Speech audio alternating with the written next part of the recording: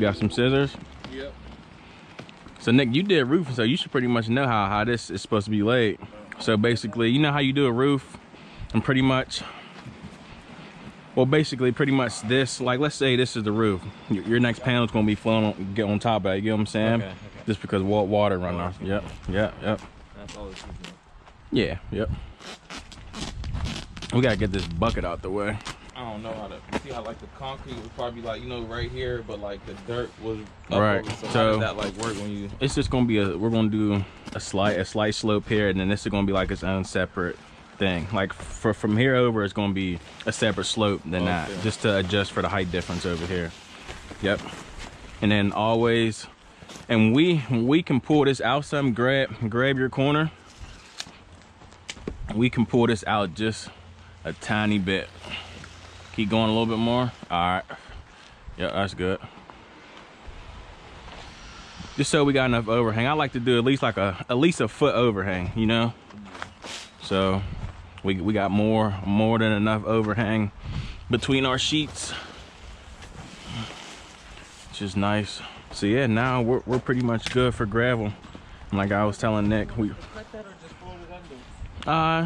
can cut that. That's fine. And like I was telling Nick, two things: we like to have enough overhang, so this is around 2 feet of overhang, and then just kind of like how roofers do shingles, our water flow is coming down this way, so we like to have the one furthest away at the bottom, then our second one is on top of that, and our third one, which is pretty much the climax, or basically the top of our patio, if you think about it. But that's at the top of our other fabric, if that makes sense to you guys. It's pretty much lowest, middle, high. This is all I'm getting at.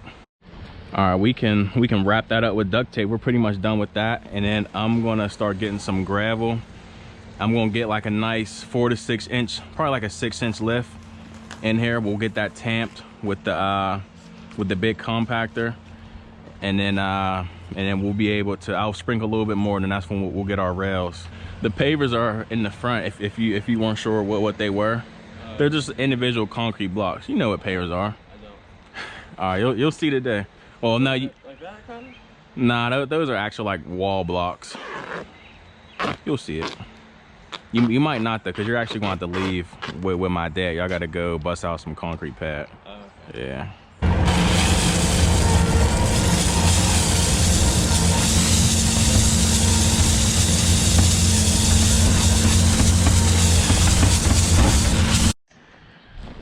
Not too shabby. We probably brought in around 14 tons. We still got to backfill the wall, but this is pretty much the grade of our patio right here. What's up? He's starting the garage. He's gonna walk his way up. It should. I guess we'll see. Yeah, we'll see. This is pretty much the layout of our patio. Slight slope here, and this is kind of one entity over here. This will be a little bit separate just because of the grade of that garden bit over there. But we'll make it all make sense where it's just not, it's not a crazy picture. You really honestly won't even recognize the difference in the slope. But yep, time to use our reversible tamper, get everything tamped, and then it'll be on to bringing our screed rails out, getting our fine detail laid out. We'll get that screeded out, tamped with our, where's the blue tamper, the smaller tamper. And then we'll use our number 9 to get us on our final grade, and then we'll be good to go. Just look at the size comparison between these two. It's the BBW right there. Yes, sir. The wild one. Yep. So this is pretty much the most important part of pretty much anything you do regarding concrete, retaining walls, pavers. It's the actual compaction. So we use a reversible compactor. We can get, efficiently, we can honestly probably get 8 to 10 inch lifts in. We usually do around 6 inches, and we'll do another 6.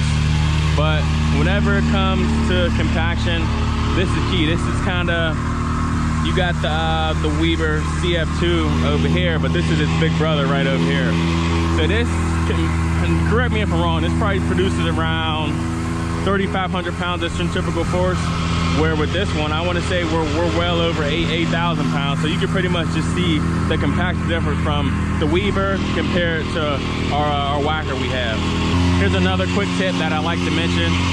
We don't only compact horizontally, we compact vertically as well. The reason for that is whenever we compact, that gravel kind of shimmies into place, and we feel just like once you hit it horizontally, you still have a little bit left compaction to go, and you can feel it in the compactor. So whenever we run it vertically, you'll basically feel that proper compaction. That tamper will start to jump, and then you'll basically feel that you're at your proper density. All right, so with this, we know our first elevation point, which is over here. So for a simple patio like this, we pretty much want everything as level as possible, and we want the water sloping away. You get what I'm saying? So our first elevation point is going to be here. So we're going to put a pin in front of that step. Our string is going to be exactly where our pencil marks at, and then we're going to run it straight across over to pretty much this corner where our next pin will be, and that has to be level. So if you just think about it, this patio is pretty much going to be level across, but we want the water running away. You get that, B? So this is pretty much how we get our first point. So once we have our 2 points in and we know it's perfectly level, and you can really just use the laser level to do that laser level, or if you don't got the laser level, just use the 6-foot level, how we put the level under it. So now we basically want our water to slope down. So the way we achieve it, and just because our elevation here is going to be a little bit higher, it's going to be a breaking point. You get what I'm saying? So this is going to be its own separate patio in essence. You get what I'm saying? So you put a pin here and a pin here, and now we already know our elevation here. You pretty much just got to line it up with the string. You get what I'm saying? And you'll hold it over here, and then we'll have our second elevation point, and our elevation point will determine the height of our steps as well. You get what I'm saying? So that's something you got to think about before you set this. Now, if we didn't have those steps here, you could pretty much just do it right at the bottom of your brick veneer. But now we got to think of the steps, so we got to accommodate for the steps as well. So pretty simple, but you guys just got to learn how to run elevations and make sure everything's sloping away from the house. But you don't want it to slope too much where people look at it and people, oh man, this patio. Right, exactly. Like, really, you should be able to set a ball down and the ball shouldn't be able to roll off your patio. But if it rained, water should be able to shed off. You know what I'm saying? All right, so we got our first point across, which was pretty much the easiest point. Now we have our second point, which pretty much, this is still running free, and this is pretty much literally a tiny hair above it. You can't even tell the difference. And now we know our third point is going to be with this fascia. And now we know we only have to put 2 steps here, which is pretty much the same layout they had before. And I kind of like, if I can, something small like this, I kind of like to keep the same, just because muscle memory, honestly. They're used to coming out and walking down 2 steps. They don't want to make nothing an inch higher, make nothing an inch lower. Just want to keep it exactly the same. So we know our second benchmark is pretty much along with this fascia. I don't want to expose, well, yeah, pretty much with the fascia. I don't want to expose none of this block foundation. And then I'll use this 6. And we pretty much don't want our paver patio below this garden bed. So I'm thinking the height of our patio up top is maybe going to be around somewhere around here. So I'll use my 6-foot level, run it across here. I'll just etch it, and that's how we know exactly where our string is going to go out from here going to here. All right, so it's pretty repetitive here. I don't want to bore you guys with that. So pretty much all we're doing, we got our benchmark, which is our string. We're going 2.5 inches from our string, and then we're pretty much just level across the playing field. We'll do that until we make our way out, and then once we get there, we'll be good to go. We'll be ready to compact. So the board's using the straight edge just to get everything leveled out, and that's pretty much how we set our grades for our paper patios.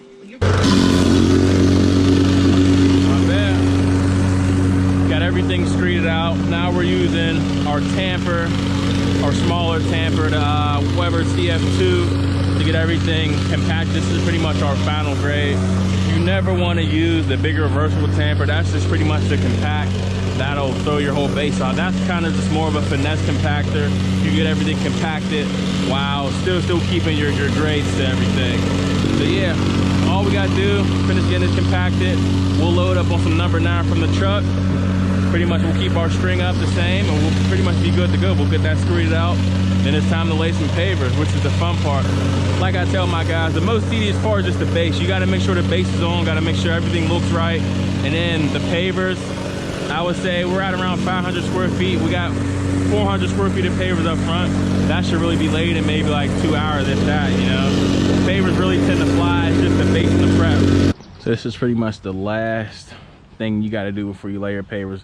This is actually our number 9. It's like a smaller version of our 67 limestone that we use. We like to use a granular stone, no kind of fines. We've been having better luck with that. So now all the boys are doing is pretty much just getting everything screeded out. Our grade is based off this string, and we probably won't be able to get this whole patio laid. And this is another tip: keep your railing one is you only want to lay out as much as you can get done in a day, because this base is real fine. Anything can throw your base off, so you don't want to worry about animals coming out or dogs, anything like that. So we're going to keep this screed rail in the whole night, and we're only going to screed out pretty much this section over, because we feel like we can get this laid before we have to leave at the end of the day. So we pretty much got our string set. We're going square with the steps. So we got a highlighted string going out square with the steps, and then we're pretty much square both ways, just so we can build out and we know we're perfectly straight on both sides. The guys know to check pretty much every 2 or 3 feet increments, pretty much horizontally, just so we know we're perfectly straight both sides. All right guys, so I'm back from the weekend. Pete and Brandon took initiative on this job. Pete's kind of like the foreman on this job. He got the pavers laid, got the wall done. It's probably around like 80% done with the pavers. Everything's looking real good. Just told Peter to stress about making sure his pavers are perfectly straight, making sure the seams are perfectly lined up. So yeah, everything's looking really good. He's gonna finish up over here. Actually won't be here, so I'm gonna have them take over the camera, and hopefully they can keep you guys entertained a little bit. But basically Pete's going off our string line. He's around 2.5, accommodating for that paver and that 1/4 of an inch. The paver's basically 2 3/4, so we're at 2.5, and then we predict that once we compact our pavers, it'll drop 1/4 of an inch. So that's basically where we got our 2.5 mark from. So Peter's getting everything leveled off across. Our rails are 2.5 from that pink string you guys see, and then he'll level that across, screed everything out, and then he'll pretty much have all the pavers laid. But everything's looking really good. Nick's here to help him. We burnt through 2 pallets so far. We'll probably use another pallet and a half, I'm thinking, and we'll get all our borders cut in. So yeah, everything's looking really good. Just expecting everything, making sure everything's perfectly straight, making sure there's no hiccups in the job, making sure everything's running smooth. So I gotta run to our other job site, make sure everything's going on over here. I just had to pretty much make sure me and Pete were on the same page and get him started. But basically, yeah, Pete or Nick's gonna take over, and hopefully they can keep you guys entertained. I'll see you guys in a little bit whenever I get back. All set. All right. You out? Yep, you recording? Yep. All right, I'm recording. okay, let me throw this up. So. All right. Better? Yep, all right. Nick is gonna keep y'all entertained. Hopefully y'all can see me. Hopefully keep y'all entertained. He'll ask Pete questions, and hopefully he can make y'all giggle. Hopefully he don't do 20-minute B-rolls. All right, see you later. All right, guys. Pete just got done laying or leveling. They call it screeding. Screeding. Sorry, I'm new. Screeding about, almost halfway. 8 feet. 8 feet. Probably got another 12 feet to go. Pete is just about to finish laying out this number 9, and then we're gonna get on to laying pavers down. It's really a breezy day, you know what I'm saying? Once that's done, we gotta make a couple cuts for all the corner pieces and all that. Pete is just making this line to make it straight, so we don't gotta worry about nothing the whole way down. He's gonna line it up with that line right there, and we're gonna make it straight so there ain't no crookeds. Small and big. So yeah, guys, we're just, finishing these pavers up. Easy peasy breezy. Lemon squeezy. The sun just went down under the tree. We're spitting out here today. Coming along. Oh yeah. Making sure she's nice and tight, squared away. You guys see how perfect this string is right there? You ain't seen another string like that.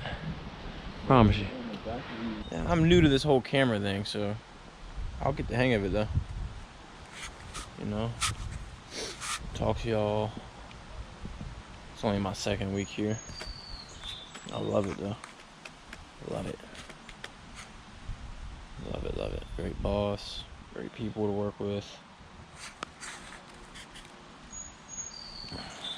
This stuff looks amazing. I do want to move all these pavers off of here.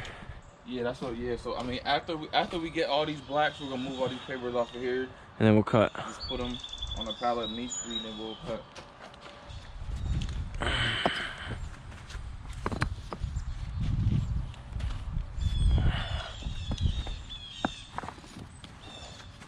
All right, guys, so I'm back on site. As you guys can see, Pete and Nick are getting our borders in. They pretty much got everything marked out. We're about to put our cuts in. I really do love this border. We got the Town Hall Basalt and the Bellagio Shell Gray. We're kind of mixing Unilock and Techo Block. I'm not sure if a lot of guys do that, but I kind of like mixing different paver companies. As long as the pavers are the same thickness, just makes kind of things easier. It gives you more variety, makes everything look good, especially whenever you want to try to kind of do different kind of accents. But yeah, everything's looking really nice. All we gotta do, like I said, is put these cuts in and we'll be ready to go. But just take a quick look at this. This looks really good. A nice accent. We got that charcoal to break it up, and then you're going back to the shell gray, which is pretty much the same color as our pavers. And then all we gotta do, once we get this in, we got the steps in the truck. We'll put our steps in. I'm gonna have to show the guys how I want it, but we're basically gonna do a full one and cut one in half and then put another one on top. I'll show them what to do. But other than that, everything looks really good. Proud of the guys. I was actually on another job site. That's why you see I'm all dusty and crap. We just got done pouring a concrete patio while the boys were over here. So yeah, everything's looking good. We're gonna keep getting this knocked out. Hopefully we can get everything, all our pavers cut, and we can get some sand in here and do what we gotta do. I don't know, if it was up to me, like let's say I had a beach house that was like, someone gave me a beach house, it was paid for, but they said all you gotta do is work 2 or 3 days a week. What? That's love. Like, I'm just trying to think, like, it could be in any job though. Yeah. I'm just trying to think, like, honestly, I might work at like a surf shop or something, you know? Yeah. Okay, yeah, I get what you mean. Like Casual like something super chill, just selling shirts, you know? It's just something like that, you know? I think I ought to be the lifeguard.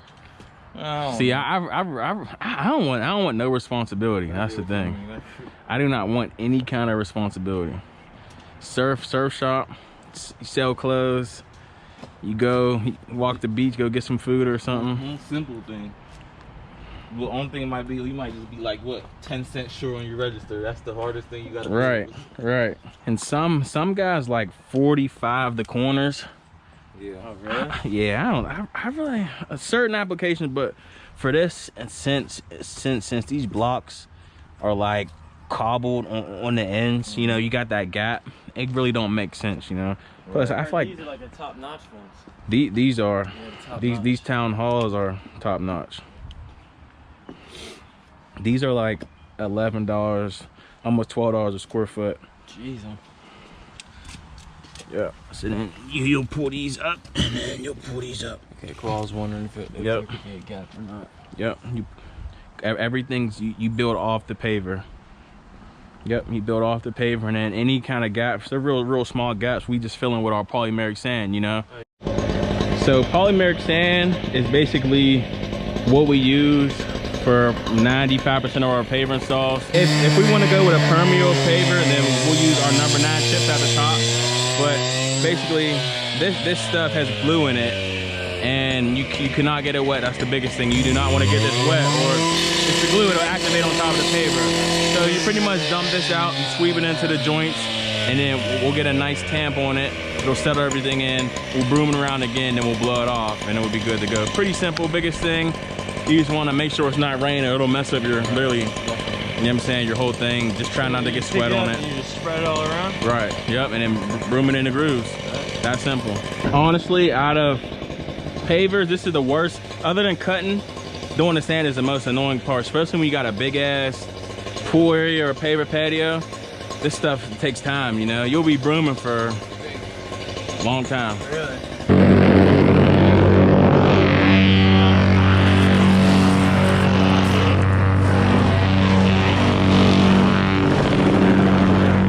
Hopefully you guys can hear me. It's a little loud with the compactor, but this is key right here. Anytime you're doing paver patios, this is the most important step in the compactor. Not laying anything, making sure things are straight. You want to make sure everything's properly compacted so in the next 5, 10, 20, 30 years, this whole thing ain't wobbling and sagging. Yep, this is pretty much your first paver patio.